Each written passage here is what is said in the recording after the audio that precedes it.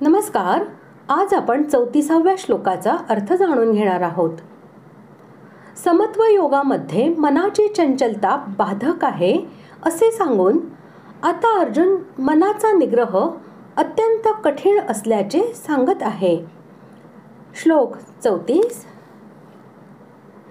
चंचलं हि मनः कृष्ण प्रमाथी बलवद्दृढं तस्याहं निग्रहं मन्ये वायोरीव सुदुष्करम. श्लोकाचा अर्थ, कारण हे श्रीकृष्णा, हे मन मोठे चंचल, क्षोभविणारे, मोठे दृढ आणि बलवान आहे. त्यामुळे त्याला वश करणे मी वाऱ्याला अडविण्याप्रमाणेच अत्यंत कठीण समजतो. चंचलतेबद्दल अर्जुनाने मागील श्लोकात सांगितले आहे. तेथे अर्जुनाने समत्व योगाच्या स्थिर स्थितीला मनाची चंचलता ही बाधक असल्याचे सांगितले होते. म्हणून स्वाभाविकपणे त्याला सांगता आले असते की मनाला स्वाधीन करून घेतले म्हणजे चंचलता दूर होईल. परंतु अर्जुनाला मन स्वाधीन करून घेणे हे अत्यंत कठीण वाटते. म्हणून येथे तो पुन्हा मन चंचल आहे असे म्हणतो. मन याचे बरोबर प्रमाथी हे विशेषण वापरून अर्जुन म्हणत आहे की मन हे दीपशिखेप्रमाणे चंचल तर आहेच, परंतु ते रवीप्रमाणे प्रमथनशील सुद्धा आहे. ज्याप्रमाणे रवी ही दूध व दह्याचे मंथन करते, तसे मन सुद्धा शरीर आणि इंद्रिये यांना पूर्णपणे क्षुब्ध करते.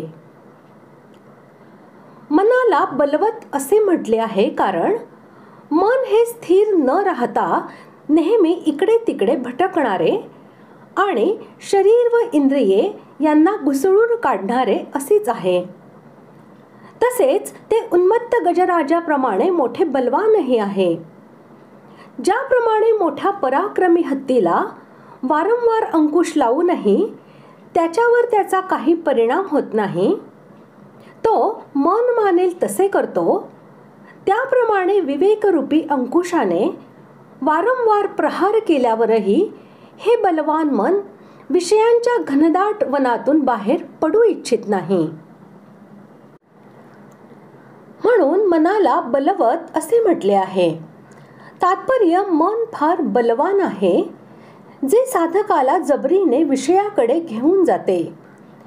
शास्त्रांनी तर असेही म्हटले आहे की मनच मनुष्याच्या मोक्ष आणि बंधनाला कारण आहे.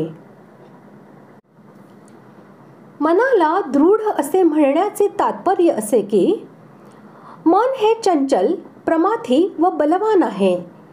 ते घोरपडीप्रमाणे अत्यंत दृढही आहे. ते ज्या विषयात रमते त्याला इतके घट्ट पकडून ठेवते की जणू त्याच्याबरोबर ते तदाकार होते.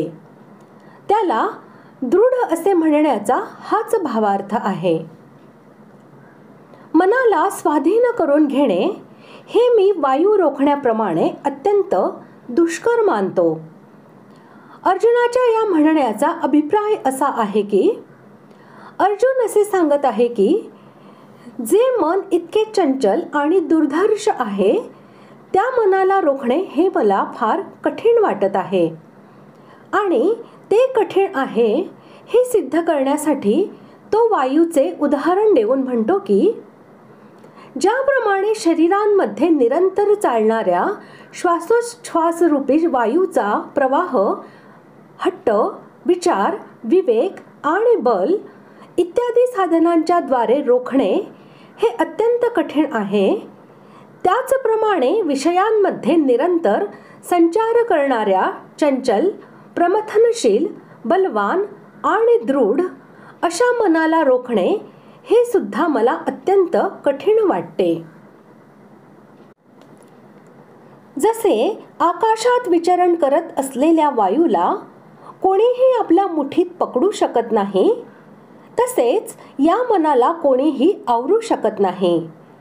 म्हणून याचा निग्रह करणे हे मी अत्यंत कठीण काम समजतो. भक्तांचे चित्त आपल्याकडे आकर्षित करणारा म्हणून भगवंताचे नाव कृष्ण होय.